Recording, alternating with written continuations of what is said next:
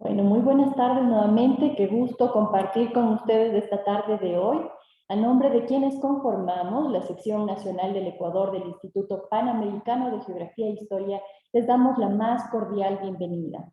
Antes de iniciar, queremos recordarle al público que nos acompaña que este webinar es gratuito. Sin embargo, si desean recibir un certificado digital por su asistencia a este taller, este tiene un costo de $5. Para el efecto deben colocar su nombre con un saludo al momento de ingresar a la sala virtual, realizar una captura de pantalla del taller con su nombre en la pantalla de asistentes y enviar esto por correo, la captura de pantalla y el archivo de la transferencia o depósito que corresponde al certificado de asistencia junto con su nombre completo. Los datos para el depósito de la transferencia los vamos a dejar en el chat. Continuando con el ciclo de conferencias, el IPGH habla del Bicentenario. Tenemos el agrado de presentarles la conferencia El combate de Riobamba, 21 de abril de 1822. El expositor de esta interesante conferencia es el doctor Álvaro Mejía, miembro de la Comisión de Historia de la Sección Nacional del IPGH, miembro de la Academia Nacional de Historia del Ecuador, de la Academia Ecuatoriana de Historia Eclesiástica, doctor en Derecho por la Universidad Complutense de Madrid, procurador y docente del área de Derecho de la Universidad Andina Simón Bolívar, sede Ecuador. Sin más, estimado doctor Álvaro Mejía, le damos la más cordial bienvenida a este espacio de difusión virtual. Bienvenido, por favor, adelante. Muchísimas gracias, querida Marjunce. Nuevamente mi saludo cordial a todos y todas quienes nos acompañan en esta tarde. Como bien señaló María José, en una de las primeras charlas, ciclos que hemos organizado desde el IPGH, desde la sección de historia, para unirnos a las conmemoraciones por nuestro bicentenario. Bicentenario que muchos lo estamos viviendo, muchos estamos realizando tareas por conmemorarlo, pero que en otros aspectos está pasando desapercibido. En todo caso, para nosotros un gusto desde aquí, desde el Instituto Panamericano de Geografía e Historia, Sección Nacional del Ecuador, compartir con ustedes estos pequeños conversatorios, estas pequeñas charlas para poner en vigencia, recuerdo, la conmemoración de lo que ocurrió hace 200 años y que pues determinó el germen del nacimiento del Estado, de la nación en el cual ahora todos nosotros vivimos y por el cual todos nosotros luchamos, tratamos de aportar para su engrandecimiento.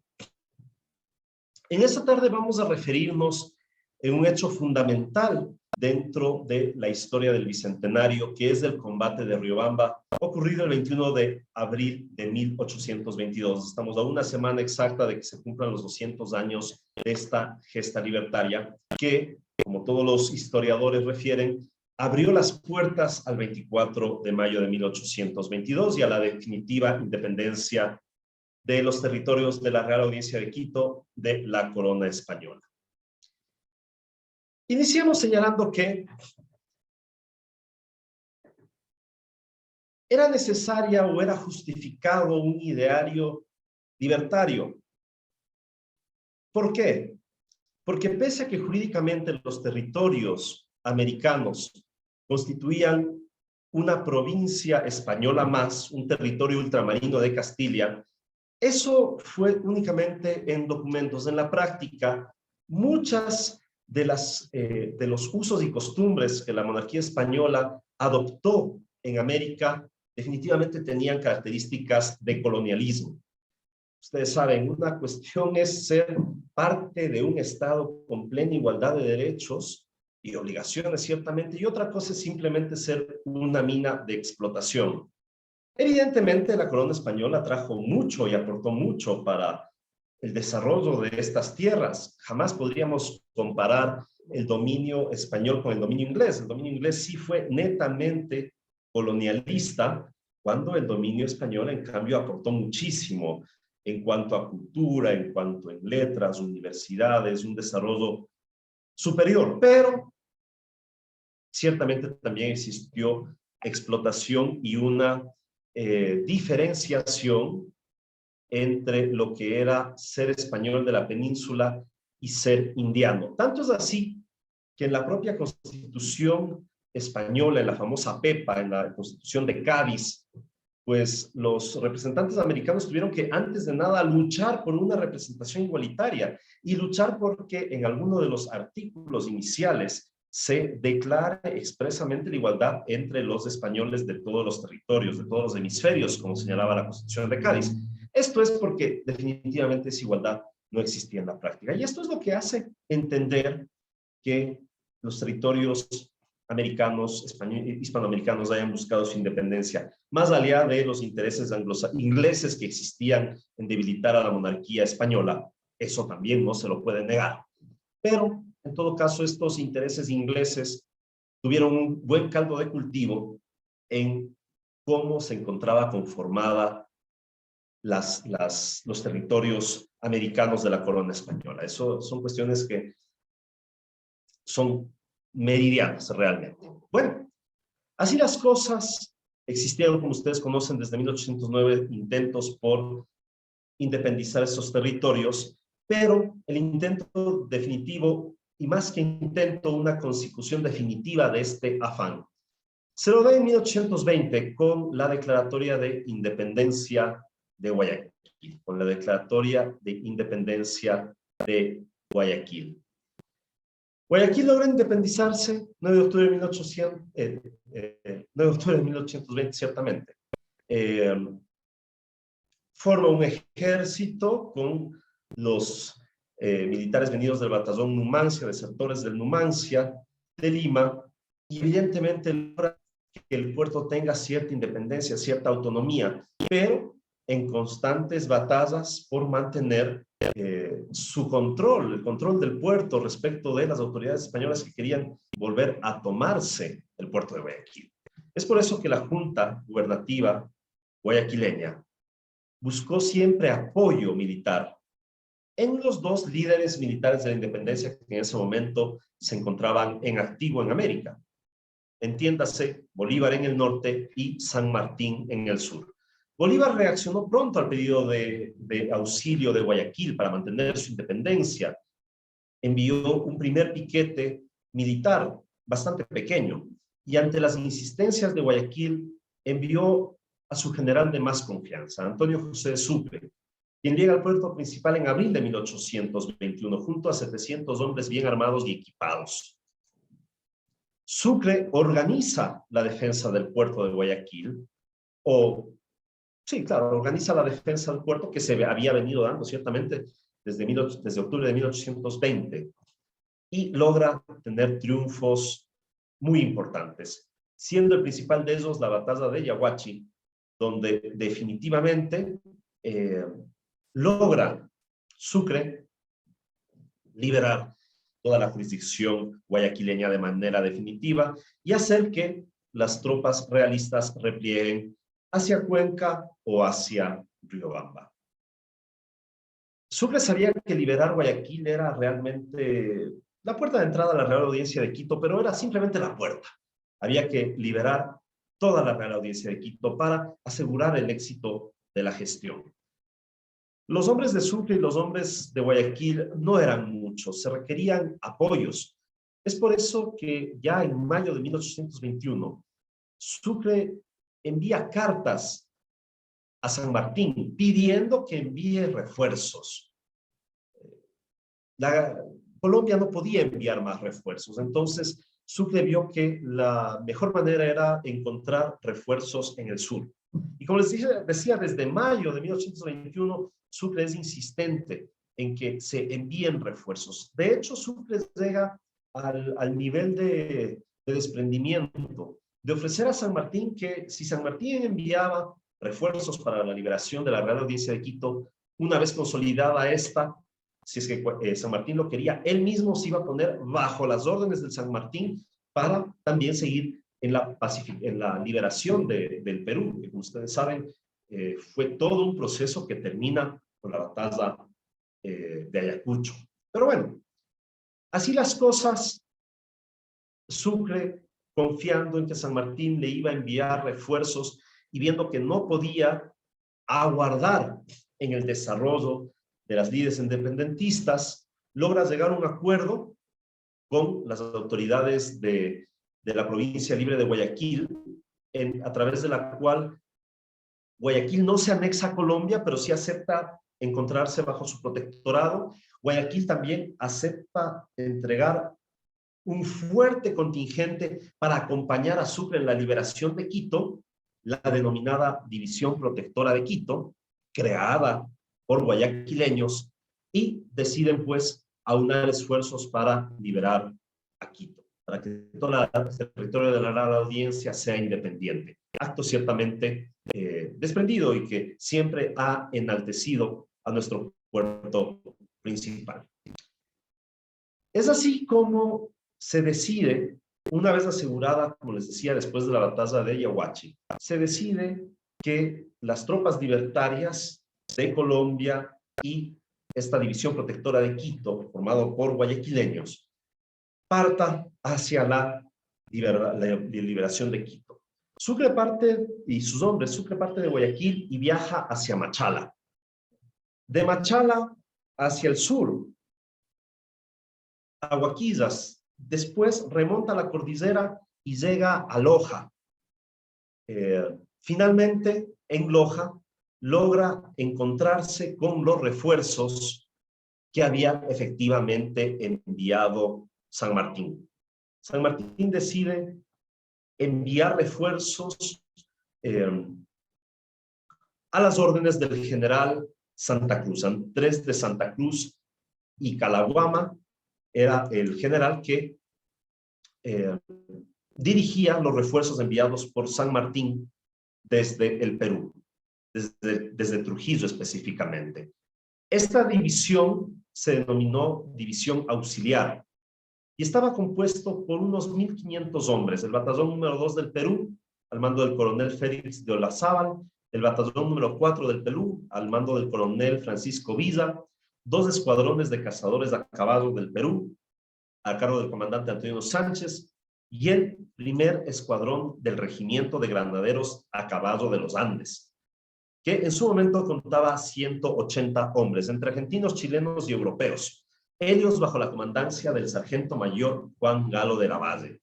Esta era la división auxiliar del Perú que se unió en diciembre de 1821 a las tropas de Sucre, a las tropas colombianas y a las tropas de la división protectora de Quito, que como ya señalé, eran guayaquileñas.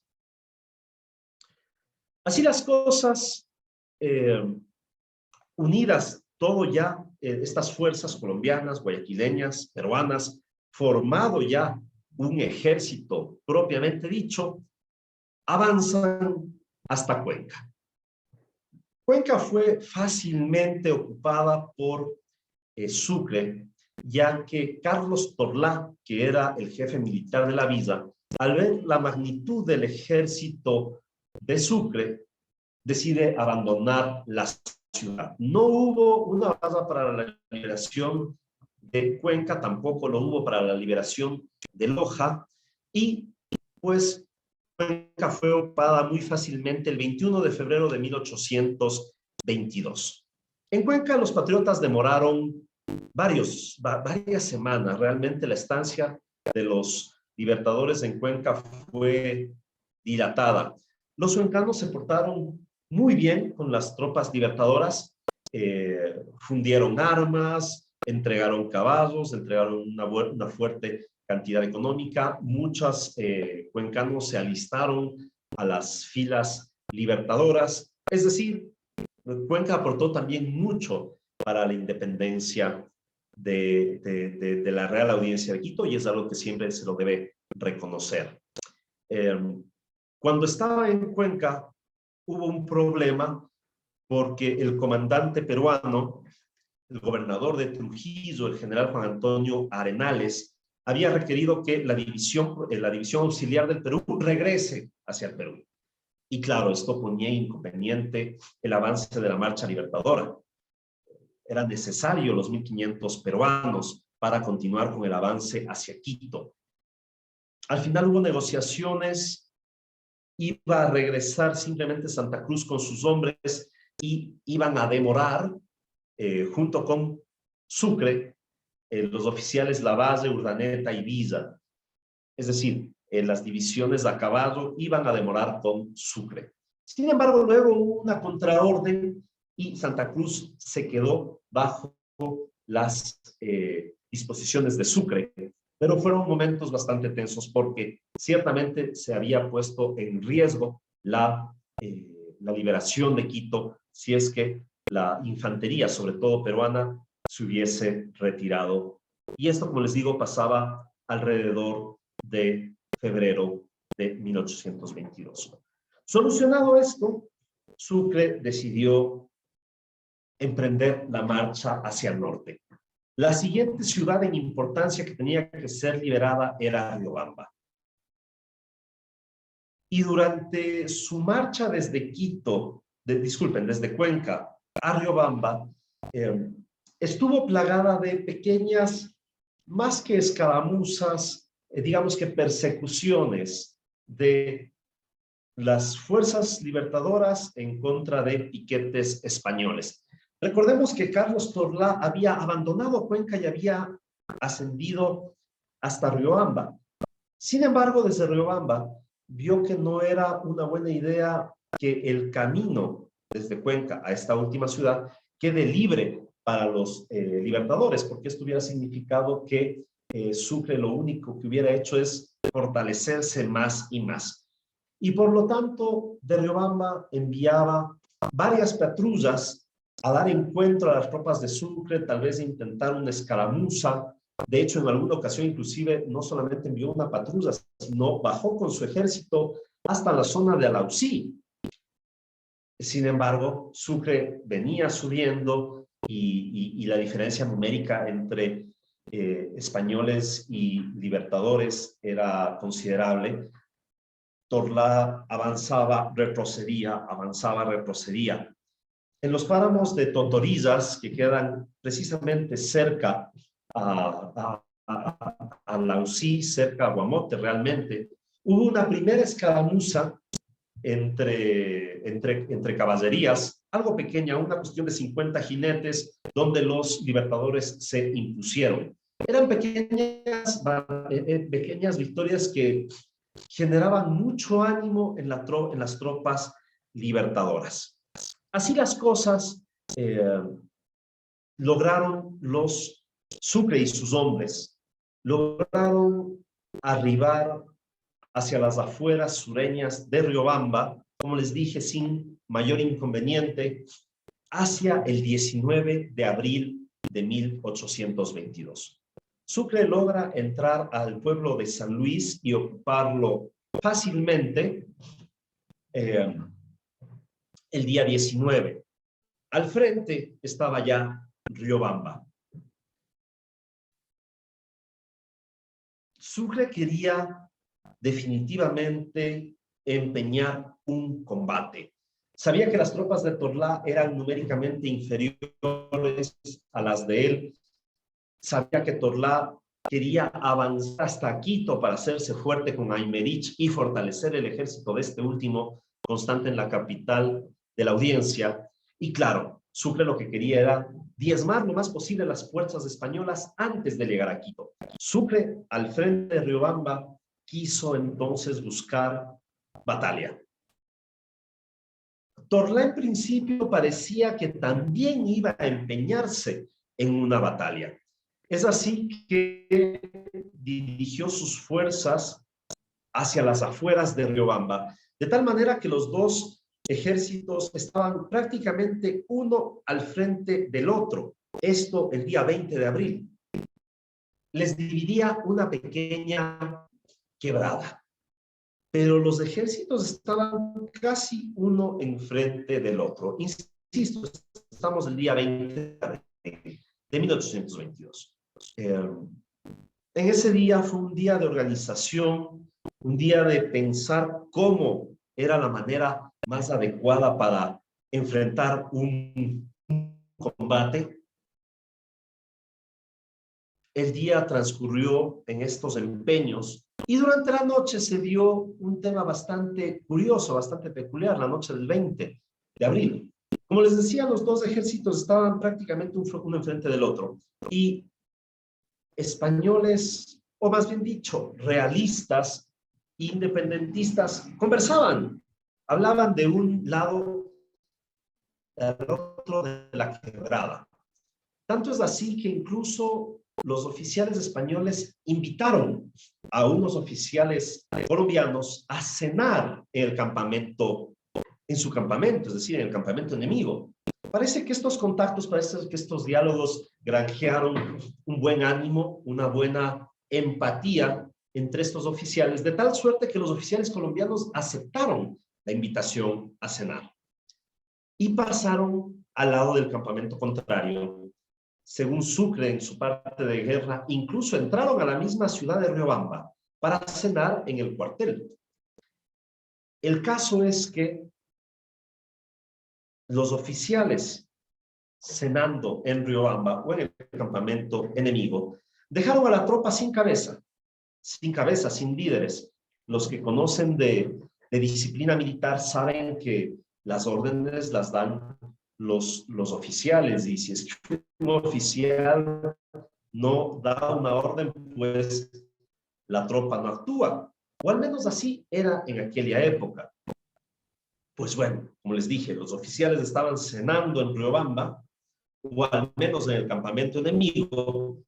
Los documentos hablan de Riobamba unos, el propio Sucre refiere a Riobamba, otros, permítanme, que me dicen que la conexión está estable, voy a conectarme por acá. A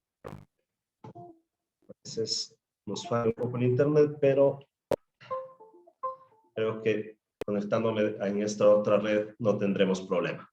Perfecto. Bueno, les comentaba que los oficiales cenando en el campamento enemigo, Sucre dice que en la propia Riobamba otras partes militares simplemente refieren al campamento enemigo, es decir, cruzando la quebrada. Mientras esto ocurría, pues un piquete de jinetes españoles cruzaron la quebrada y empezaron a atacar al campamento patriota. Al parecer la disciplina de los colombianos era férrea y no atinaron a qué hacer. Lo bueno es que otros oficiales, al percatarse de que esto estaba ocurriendo, lograron avanzar a dar auxilio a los patriotas que, bueno, de hecho estaban descansando y fueron emboscados. También esto hay que entenderlo. Más allá de que estuviesen o no estuviesen con sus oficiales, estos patriotas estaban descansando ya la noche del 20 de abril y fueron emboscados por la caballería española. No atinaron qué bien hacer, pero como les digo, otros oficiales de otros batallones se dieron cuenta y pues fueron en auxilio de los patriotas que habían sido emboscados por los españoles. Al final del día, el haber repelido a estos jinetes españoles fue muy efectivo. Al parecer hubo apenas unas 2 bajas en las tropas libertarias y 4 bajas en los españoles una vez que fueron repelidos por los patriotas. También hay que reconocer la sagacidad de los españoles al haberse ingresado al campamento patriota, donde definitivamente iban a estar en un número reducido frente al fuerte piquete de los colombianos. En cualquier cosa, esta anécdota se dio la noche del 20 de abril. Los oficiales que habían estado departiendo con sus pares realistas no fueron tomados prisioneros, simplemente terminaron de cenar y regresaron a su campamento a conocer lo que había ocurrido. Respecto a los nombres de quienes fueron los oficiales imprudentes, la historia no los ha conservado. Los documentos militares que yo he investigado y que tal vez me equivoque, pero yo diría que son todos los que existen respecto a estos hechos, fueron muy prudentes en no señalar cuáles eran los nombres de los oficiales que aceptaron la invitación de los españoles. Así es que no podemos decir quiénes fueron. Algunos historiadores piensan que fue el comandante Ras, el comandante Jiménez. Tal vez, yo no lo creo. Al contrario, Ras y Jiménez son aplaudidos en los partes militares respecto a lo que ocurrió. Hace pensar que más bien Ras y Jiménez fueron los oficiales que ayudaron a los patriotas emboscados. Pero la identidad de los imprudentes, como digo, no está revelada. Al parecer eran oficiales de una alta graduación para que la alta oficialidad también haya tenido esta deferencia con ellos. En cualquier caso, amaneció el 21 de abril. Y amanece el 21 de abril ya no con el ejército español del otro lado de la quebrada. Amanece el 21 de abril, un día lluvioso, dicho sea de paso, amanece con la quebrada, el lado opuesto de la quebrada que se encontraban los patriotas, totalmente despejado, con una ciudad, Riobamba, muy apagada, muy quieta. Y claro, esto llama mucho la atención a Sucre. Sucre antes había visto que al frente se encontraban los españoles y ahora simplemente no los encuentran. Y simplemente Sucre queda en ascuas. Es así que Sucre ordena al coronel Diego de Ibarra, al mando de un piquete de dragones de Colombia. Los dragones de Colombia es un grupo de caballería que pertenecía a las filas colombianas. Ordena que, como les decía, el coronel Diego de Ibarra vaya a realizar un reconocimiento del campo, que cruce la quebrada y que vea qué es lo que ocurre. Junto con los dragones de Colombia, al mando de Diego de Ibarra, también le acompañaron los granaderos a caballo de los Andes a las órdenes del sargento mayor Juan Galo de la Valle, un militar argentino, joven para ese entonces, pero ya veterano, había estado en el cruce de los Andes junto con San Martín y por lo tanto ya era un soldado de experiencia.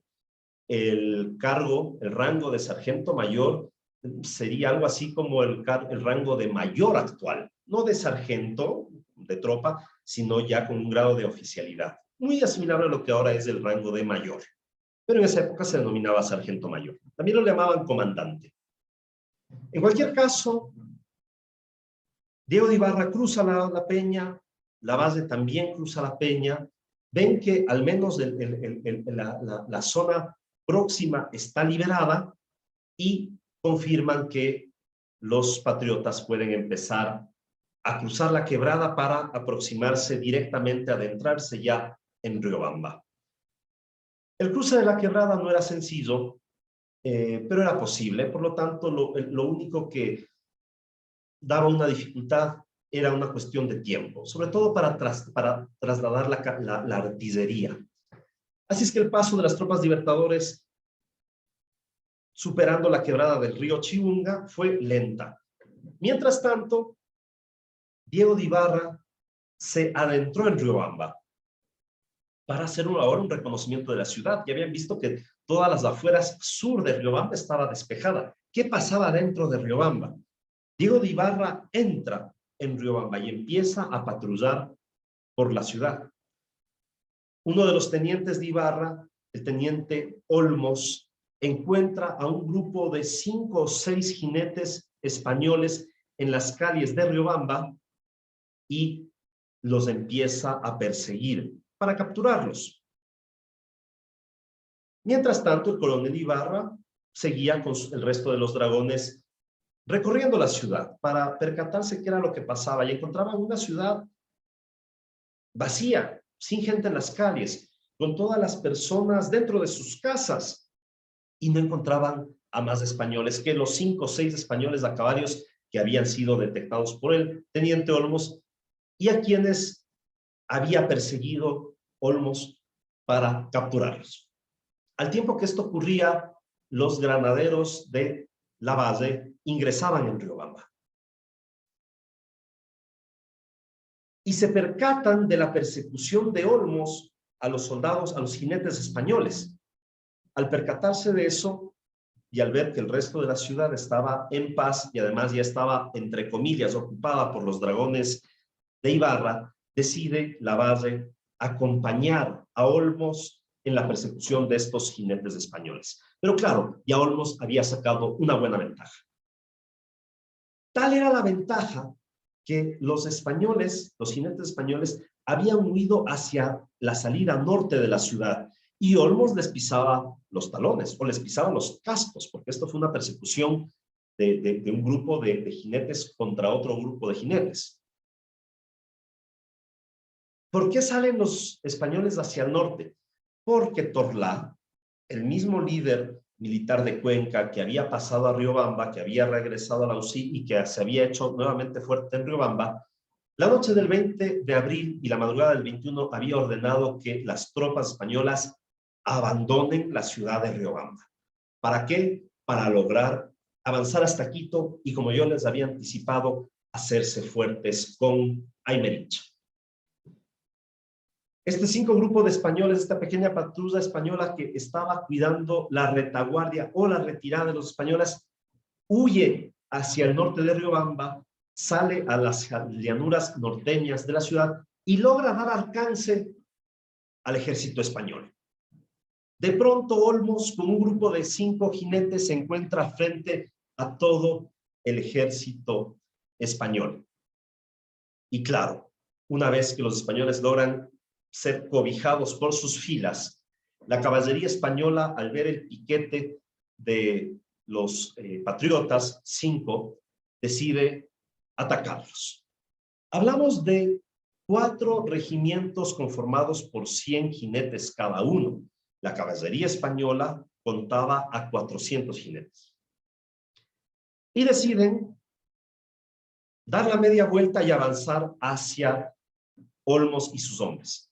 Olmos, evidentemente, a ver esas columnas de militares, de jinetes españoles, retrocede y logra dar alcance a el piquete de los granaderos a caballo de la base, que, como yo les decía, habían entrado a Riobamba y pretendían dar alcance a Olmos en su persecución de los españoles.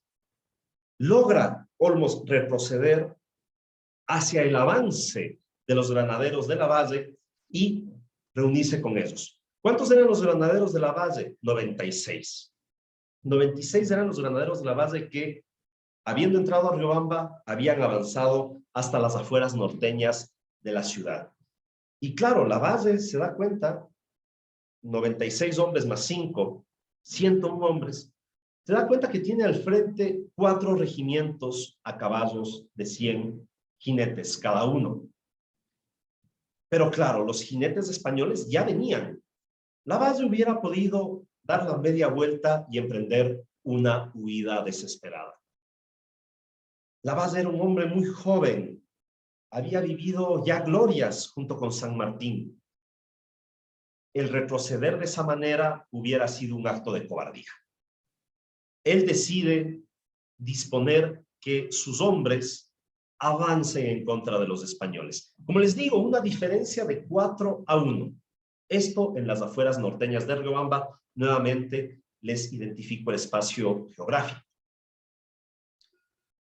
Avanza Juan de la Base con sus 100 compañeros, recuerden que en total eran 101, avanza Juan de la Base con sus 100 compañeros en contra de los 4 regimientos de 100 hombres cada uno. Y en una primera carga de caballería logran desbaratar a los españoles. La disciplina, el arrojo de estos jóvenes argentinos parece que era formidable. Y así lo disponen, así lo reseñan los 4 partes militares que se emitieron respecto de ese día. Logran desbaratar, logran desorganizar fuertemente a la caballería española. Tanto es así que la caballería española huye. No se repliega, huye desaforada. Esto envalentona fuertemente a Juan de la Base. Y Juan de la Base ordena a sus hombres que se organicen, que se formen y que emprendan la persecución a los españoles. Persecución que se da por unos minutos. Unos minutos digo porque finalmente la huida de los españoles hace que los jinetes realistas lleguen hasta los regimientos de infantería españoles. La caballería, dicho sea de paso, española, cubría la retaguardia de la infantería. Primero avance hacia Olmos, después huye de la base y logra nuevamente encontrarse bajo resguardo o cobijada por la infantería española. En este punto la base toma una decisión muy inteligente. Una cuestión es perseguir a la caballería en huida y otra cosa es permitir que su regimiento quede a un tiro de bala de toda la infantería española.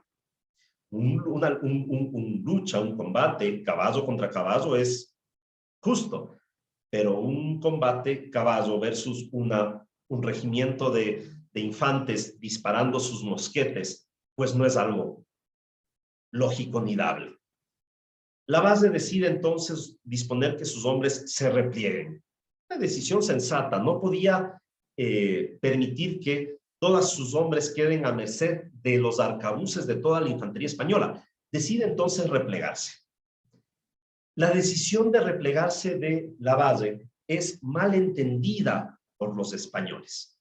Los españoles ahora pensaron que fue la base el que huía desaforado.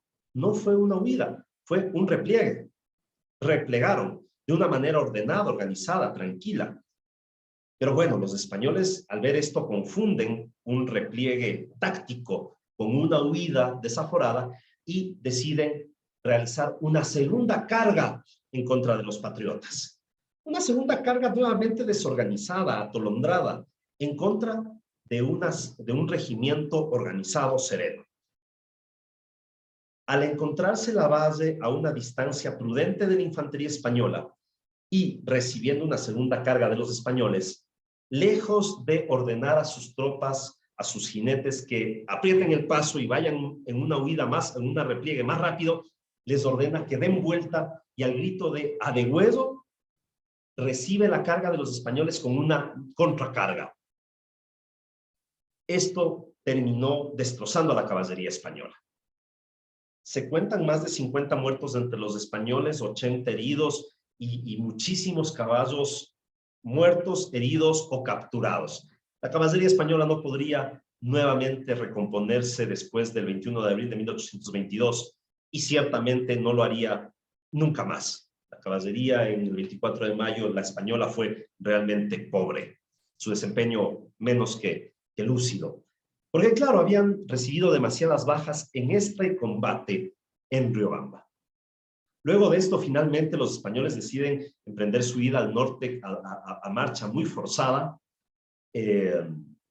y la base no quiso continuar avanzando porque, como les digo, se veía solo frente a toda la infantería y a la metralla de la infantería española. Una vez que se dan estas dos cargas de caballería y que la caballería española se encuentra totalmente desbaratada, logran ya llegar los refuerzos de Sucre. Los españoles ya habían huido y de esta manera se desarrolla este singular combate entre las tropas argentinas y las tropas españolas, como les decía, con un resultado fundamental: el haber destrozado a la caballería española y el haber desmoralizado totalmente también al ejército español. Sucre decide no entrar a Riobamba ese día. Sucre decide instalar el campamento a las afueras norteñas de Riobamba, preveyendo que los españoles regresen, porque Riobamba era estratégico, había que protegerlo. Sucre solamente ingresa a Riobamba el día siguiente, el 22 de abril. Sucre permaneció en el campamento norteño de la ciudad. Envió a uno de sus coroneles, Antonio de Galavis, a que ingrese en la noche del 21 de abril a Riobamba y tome posesión a nombre de los libertadores, pero Sucre se quedó afuera con sus soldados. Era un militar superior, ciertamente. Al día siguiente, como les digo, el ejército libertador entra en Riobamba. Finalmente demoró 6 días el ejército libertador en Riobamba, después partió hacia Ambato. No hubo ningún evento militar en Ambato, estaba totalmente desocupada de militares españoles. Lo mismo en Latacunga, avance hacia Chizo sin mayor inconveniente, y desde Chizo viene ya pues los movimientos para la liberación definitiva de Quito. En Riobamba demora 6 días, recibe apoyo, sobre todo económico. No hubo tanto apoyo de riobambeños que se plegaron al ejército libertador, poco fue el número de contingente humano que se unió a los libertadores en Riobamba, mas sí hubo una fuerte contribución económica de esta ciudad. Un hecho el 21 de abril importante. Hay que hablar con la verdad histórica y claro, no hubo un combate para la liberación de Riobamba, para nada. No lo hubo un combate de la liberación de Riobamba, ni lo hubo de Ambato, ni lo hubo de La Tacunga, ni lo hubo de Cuenca, no. De Quito sí, porque los ejércitos españoles venían huyendo.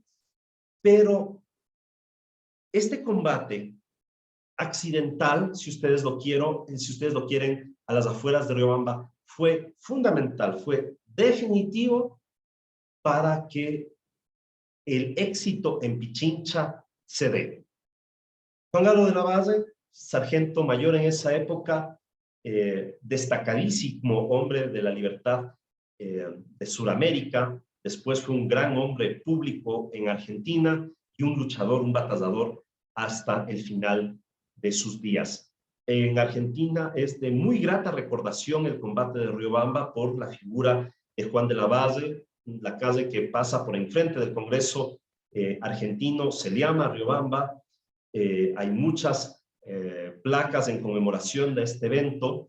El 23 de abril habrá aquí en Quito también un acto de conmemoración importante en recuerdo de este combate. Y muchas asociaciones argentinas tienen muy vívido este hecho. La memoria de Riobamba en reconocimiento de los argentinos también es permanente en calles, en monumentos, en murales.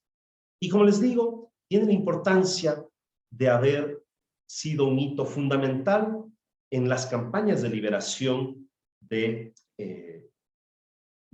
finalmente del 24 de mayo de 1822.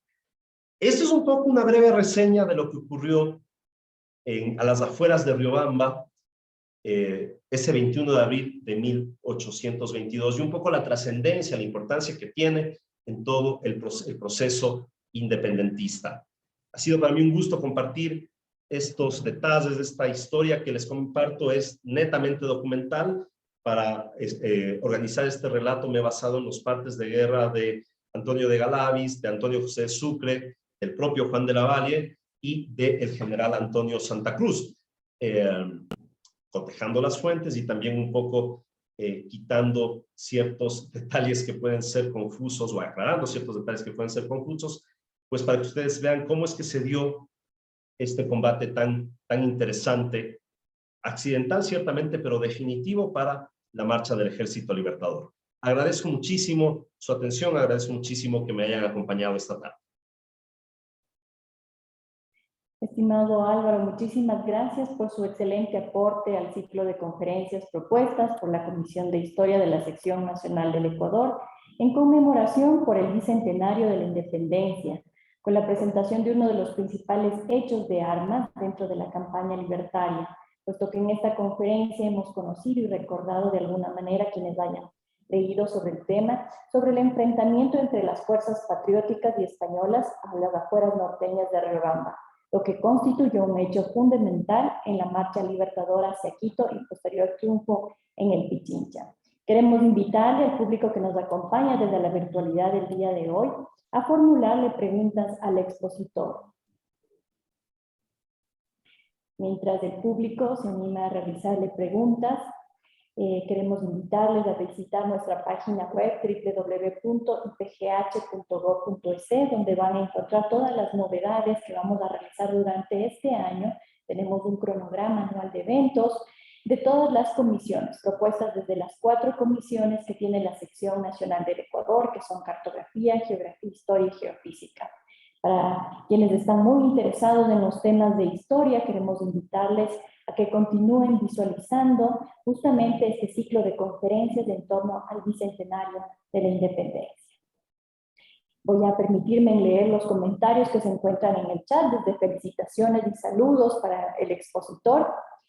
Jorge Moreno dice: Álvaro, muy interesante su aporte, la conmemoración del bicentenario de la independencia. Paul Esteban dice: buenas tardes, ¿qué importancia política tenía Riobamba para los españoles? Interesante. A ver, Riobamba tenía una importancia estratégica, primero por su ubicación geográfica. Está en el centro de lo que es el Ecuador y lo que entonces era la Real Audiencia de Quito, el centro a través del cual podría organizarse tanto el comercio desde la costa hacia la sierra y desde la Sierra Norte a la Sierra Sur. Entonces, la importancia de Riobamba siempre fue estratégica desde la perspectiva geográfica. También importante desde la perspectiva económica, porque se encontraban grandes haciendas, grandes latifundios productores. Entonces, si es que yo podía hacerme de esa ubicación geográfica, pues significaba tener acceso también a un poderío económico, si se lo quiere. Eso demuestra, o más bien dicho, eso hace sentido a que muchas familias españolas de importancia se radicaron en Riobamba. Y en esto no estoy queriendo ir a un sitio común, no estoy queriendo hablar de estas típicas dichos tan antiguas de la sangre azul de los riobambeños. No, para nada. Estoy hablando de temas objetivos. En Riobamba tuvimos, por ejemplo, 2 familias tituladas, tuvimos 4 familias con hábitos de órdenes nobiliarias, lo cual otras ciudades vecinas, por ejemplo, no lo pueden señalar. ¿Por qué? Por la importancia geográfica y la riqueza del entorno de la ciudad. Básicamente cuestiones económicas y de comercio, así de simple. Entonces, el poder controlar esa ciudad ciertamente era muy importante para el interés español. Lo mismo que controlar un puerto, y fue por eso que fue un golpe tan duro para las autoridades españolas del haber perdido Guayaquil. De inicio, definitivamente, fue la caída de la pieza de dominó que terminó con la liberación de Quito. Recuerden que cuando Quito se libera en 1809 y Guayaquil no hace mucho caso, fue complicado para todo lo que fue la Junta Soberana de Quito consolidar la independencia. Cuestiones estratégicas nada más. Muchísimas gracias, estimado Álvaro, por esta respuesta. Investigación de Alabado le dice, ¿cuál era el armamento estándar de las diferentes unidades de caballería? Y también le dio una felicitación, dice, excelente presentación. Gracias. A ver, esto está bien estudiado. Ahora último tenemos muchos historiadores militares. Yo creo que el más profundo de todos es el doctor Eduardo Espinosa Mora, quien ya ha identificado con claridad cuáles eran los armamentos de las diferentes divisiones de nuestros ejércitos, tanto del español como del Libertador. Y él ha determinado con total profundidad documental que el armamento de la caballería, específicamente de los granaderos a caballo, eran primero granadas. Los granaderos estaban para romper el campo de guerra lanzando granadas explosivas a las tropas contrarias. Esto era algo muy importante. Los primero tenían granadas, después lanzas. Los combates se daban con lanzas a caballo y en lanzas, con pértigas, como pértigas similares a los de los picadores de las corridas de toros, algo similar. Y el sable para el encuentro corto. Armas de fuego realmente no, en la generalidad de los casos, algún oficial podía tener alguna pistola, pero no era el arma regular de la caballería. El arma regular de la caballería era la lanza, el sable curvo y en el caso de los granaderos, como su nombre lo indica, las granadas. Eso eran las armas regulares de la caballería. Muchas gracias, Álvaro, por su respuesta. Tenemos otras 2 preguntas más. Dice, desde el punto de vista geográfico, ¿qué ventajas o dificultades tenía avanzar hacia Riobamba para un ejército? Les digo que la geografía desde Cuenca a Riobamba presenta páramos, presenta quebradas, pero presenta caminos inmemoriales. O sea, desde el camino del Inca hasta las rutas coloniales, pues ya existía una muy buena red de caminos por las cuales cualquier ejército podía avanzar. Tan buenos estaban o tan convenientes eran los caminos que pues se podía, los españoles huían tranquilamente, ¿no? Y a buen tranco. El tema es que, claro, entrar por el camino real directamente a Riobamba era algo impensable. Tenían que venir por el sur y es por eso que no se tomaron las rutas ordinarias, sino esta ruta un poco paralela y había este famoso paso de Pantús, que realmente es una de las quebradas del Chibunga, que tuvieron que superar, pero fue algo excepcional. En general, los ejércitos se movían principalmente por el camino real y por otros caminos secundarios, pero que existían desde el Incario. Muchas gracias, Álvaro. Qué interesante poder analizar este hecho histórico también desde esta perspectiva geográfica.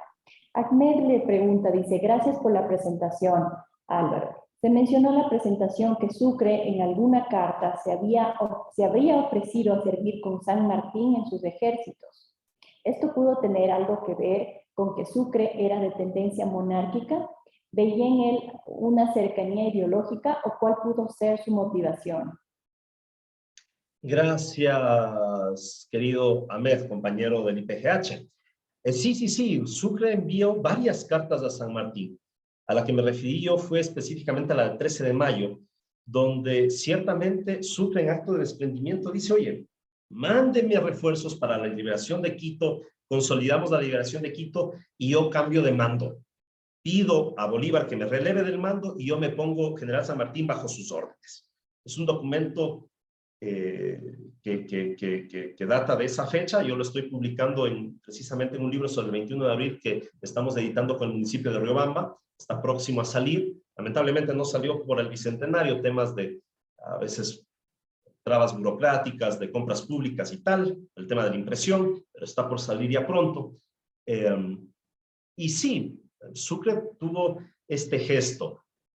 Tendencias monárquicas de Sucre, ¿qué les puedo mencionar al respecto? Recuerden que San Martín, cuando logra liberar Perú, tenía un proyecto de una monarquía criolla. No hablemos de monarquía criolla porque eso puede ser más trasladado al tema de Iturbide en México. A una monarquía propia. Había la idea de retirar el mando de los Borbones, traer un príncipe europeo para que venga a reinar en Perú. Un poco lo que hicieron los mexicanos con Maximiliano de Habsburgo.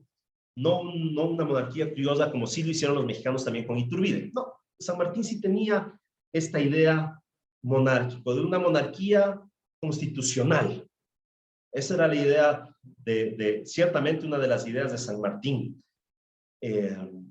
Al final del día no se lo concretó y finalmente se estableció una república, pero es un hecho en muchas ocasiones olvidado que uno de los principales proyectos de San Martín ciertamente fue un proyecto monárquico constitucional. Que Bolívar haya tenido este gesto por alguna cercanía con ese modelo de gobernanza post-independentista, no he encontrado otras fuentes que me puedan llevar a afirmar aquello. Tal vez estén allí, no las he revisado yo, entonces no me aventuraría a señalar aquello. Ahora, hechos objetivos es este proyecto político de San Martín, totalmente objetivo, totalmente real. Otro hecho objetivo es que en ciertos momentos, del lado de los próceres colombianos, el propio Bolívar en algún momento quiso una especie de monarquía también rara, la elección de una presidencia vitalicia con la capacidad de elegir al sucesor. Eran épocas raras, eran épocas convulsas, ciertamente, temas que muchas veces no se los analiza, no se los conoce siquiera. Pensamos que vino Bolívar y ya creó el Tribunal Supremo Electoral, no fue así, muy lejos de ser así. Pero bueno, fueron procesos que al final del día llegan a un proceso de maduración de las instituciones jurídico-políticas, al menos en papel, que es lo que tenemos ahora. Como digo, al menos en papel. Muchas gracias, estimado Álvaro. No cabe duda que este tema tan interesante ha causado mucho interés en el público que nos está observando a través de la virtualidad y nos acompaña desde ahí. Tenemos más felicitaciones y también preguntas. Bueno, vamos a finalizar con unas 2 o 3 preguntas más por honor al tiempo. Tenemos felicitaciones por parte de Guadalupe Suati, quien le dice felicitaciones, excelente presentación. Paul Esteban nuevamente pregunta, ¿cuál fue el papel de la Iglesia Católica en la liberación de Riobamba del poder español? No sé si le parece si leemos las 2 preguntas y al final las contesta o prefiere contestarlas de una en una. Con gusto, podemos leer las 2. Listo. Hay un comentario que nos acaban de enviar por interno que dice: Riobamba fue una ciudad realista, quizás su nulo apoyo en Hombres de Sucre se debía a la poca simpatía que los riobambeños tenían por él. Tras los hechos de agosto de 1809, Riobamba recibió el título de noble y leal. Cabe mencionar a los realistas Martín Chiriboga y al cacique indígena Zetla Lloro, quienes eran realistas. El apoyo económico de Riobamba que se menciona era más bien contribución forzada. Esto acaban de enviarle a la sala de control del IPGH. Entonces tendríamos este comentario y esta pregunta también por parte de Paula Esteban. Gracias, interesantes preguntas. Un rol de la Iglesia Católica en la independencia específica de Riobamba. A ver, ciertamente en 1809 Riobamba no podríamos decir que se caracterizó por ser muy independentista, aunque después plegó, finalmente plegó. Luego hubo un movimiento motivado por la liberación de Guayaquil, el 9 de octubre de 1820, motiva a un grupo de patriotas riobambeños a que declaren una liberación política, que fue el 11 de noviembre de 1820, un poquito más de un mes del 9 de octubre. Los próceres riobambeños fueron ciertamente representantes de las familias de élite de la ciudad. De hecho, el principal prócer conocido de ese momento fue Juan Bernardo de León, primo hermano de, más dicho, tío segundo de Martín Chiriboga y León, que era así el corregidor y gran realista. Habían varias familias realistas en Riobamba, y ciertamente que tenía un ideario más hacia lo monárquico, hay que reconocerlo. Sí, no plegaron gentes de Riobamba, sino muy pocas después del 21 de abril. A diferencia, por ejemplo, de Ambato, si me permiten, tengo el dato por acá, que me parece un tema interesante hacer la diferencia. Claro, unos 20 riobambeños apenas se enlistaron en las tropas de Sucre versus a 90 ambateños, y claro, Ambato tenía una población menos de la mitad de Riobamba en esa época y se enlistaron 90 ambateños y de Riobamba solamente 20. Ciertamente Ambato se ha caracterizado por ser una ciudad más liberal desde esa perspectiva, y de esto da cuenta estos datos históricos. Y como les decía, el rol de la Iglesia Católica más vale residual. No tuvimos en Riobamba figuras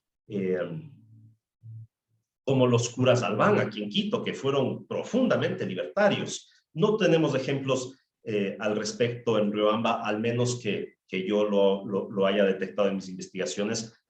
Tal vez otros investigadores u otros documentos sí lo señalen así, pero al menos de mis lecturas no les podría dar un ejemplo sobre aquello. Muchísimas gracias, estimado Álvaro. Tenemos una sentida felicitación por parte del señor secretario técnico de la sección nacional, el magíster Ramiro Pazmiño, a su espléndida presentación. Y también me quiero sumar yo y todo el público presente a través de la virtualidad, a nombre de quienes conformamos la sección nacional del Ecuador, a estas felicitaciones y agradecimientos por esta valiosa participación y disertación de esta tarde de hoy. Queremos también recordarle al público que la grabación de este webinar estará disponible en YouTube para visualizarlo nuevamente. Antes de despedirnos, queremos agradecerles también a ustedes, los que nos han acompañado a través de la virtualidad del día de hoy. Queremos invitarles a suscribirse a nuestro boletín de noticias para enterarse de estas y otras actividades que realizaremos durante este año, ingresando a nuestra página web www.ipgh.gov.es. Antes de despedirnos, no sé si quiere comentarnos algo más, estimado Álvaro. No, simplemente agradecer a la presencia de todos y cada uno de ustedes. A Ramiro, muchísimas gracias. Jorgito, Guadalupe, Ahmed y el resto de compañeros del IPGH. Por supuesto, mi sentida agradecimiento, María José, a nuestros compañeros también técnicos, y nada, pues simplemente a unirnos para hacer una verdadera conmemoración cívica desde nuestros pequeños espacios, por este bicentenario. Bicentenario definitivamente merece una conmemoración cívica, más que de comparsas y de desfiles. Es un tema de concienciarnos de los valores cívicos que nos trae la libertad y que tenemos que luchar cada día por ellos en pos del engrandecimiento de nuestra nación. Muchísimas gracias, estimado Álvaro. Queremos pedirles a los asistentes encender por favor sus cámaras para poder realizar una captura de pantalla de los asistentes del día de hoy. Para realizar una captura de pantalla, por favor vayan encendiendo sus cámaras. Mientras van encendiendo sus cámaras, quiero repetirles nuestra página web es www.ipgh.gov.es.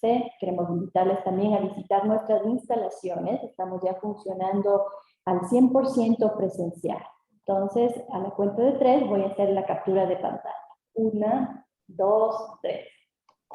Muchísimas gracias. Una feliz tarde para todas y todos. Una excelente tarde. Gracias. Hasta una próxima oportunidad. Gracias, María José.